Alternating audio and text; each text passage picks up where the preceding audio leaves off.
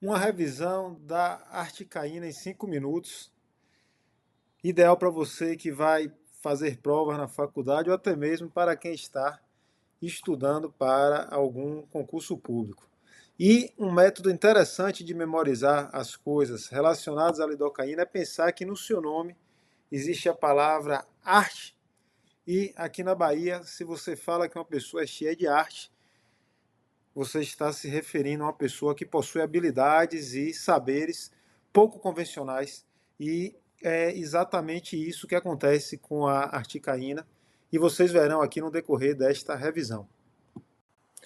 Então, podemos considerar que a lidocaína é diferente dos seus demais irmãos, ou seja, os outros anestésicos tipo amida, como a lidocaína, como a articaína, como a mepivacaína, como a prilocaína, como a bupivacaína, e ela tem duas características principais que a tornam diferente. Uma delas é a presença de um grupo éster em sua cadeia lateral, diferente das outras amidas que não tem esse grupo éster, e sim uma ligação tipo amida. Então, a articaína tem um grupo éster e o grupo amida, e o anel benzênico, o anel aromático, que está presente em todas as outras amidas. No caso da articaína, nós temos o anel tiofênico.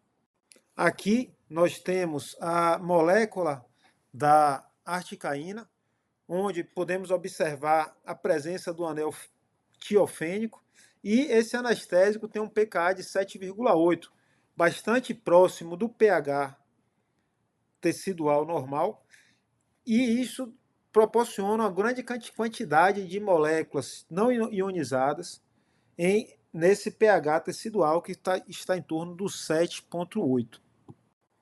É importante lembrar que o pKa significa potencial de dissociação e, de forma mais simplificada, é a medida que indica a força de uma determinada substância de liberar íons de hidrogênio para o meio.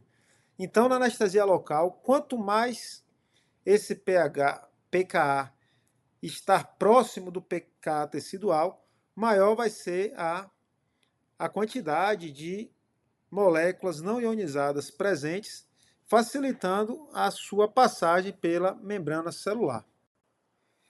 O fato da molécula estar ou não ionizada é fundamental, principalmente pois a forma ionizada, ou seja, aquela que contém hidrogênio, não consegue penetrar na membrana celular. E o anestésico local ele vai bloquear os canais de sódio de dentro da membrana. Então é importante que exista uma parte não ionizada ou uma base livre para poder penetrar na membrana celular e, a partir daí, conseguir bloquear os canais de sódio. Todas essas características da articaína, desculpe, a deixam, se fôssemos pensar em um carro de corrida, um carro bastante rápido, mais rápido do que os outros, pois ela apresenta o seu anel aromático que lhe concede uma lipossolubilidade adicional, ou seja, ela consegue penetrar com mais facilidade e de se difundir pelos tecidos com mais facilidade do que a lidocaína, por exemplo.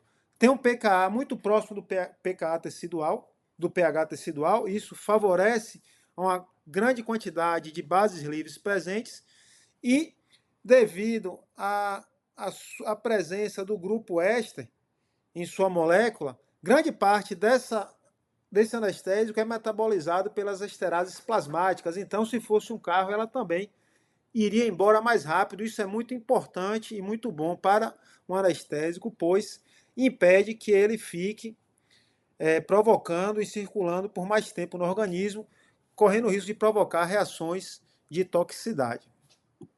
Como dito no slide anterior, o metabolismo plasmático desse anestésico, cerca de 90% das moléculas são metabolizadas no plasma, favorece a eliminação mais rápida da articaína. Então, isso lhe concede uma meia-vida menor e a torna mais segura, pois muito desse anestésico será retirado mais rapidamente do organismo por esse metabolismo plasmático.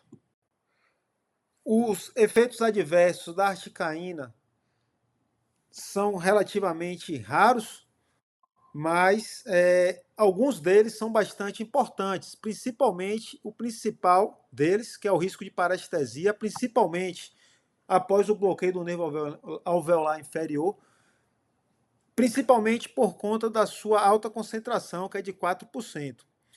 E ele pode estar também associado a mais reações alérgicas do que as demais amidas por conta dos metabólitos da sua ligação éster. Aqui nós temos uma tabela com as principais características da lidocaína, da articaína, em comparação com os outros anestésicos. E temos, assim, algo interessante a se analisar aqui nesta tabela, principalmente o início da ação, que ele é mais rápido do que os demais, pelo que já foi falado, por conta da sua lipossolubilidade provocada pelo anel tiofênico.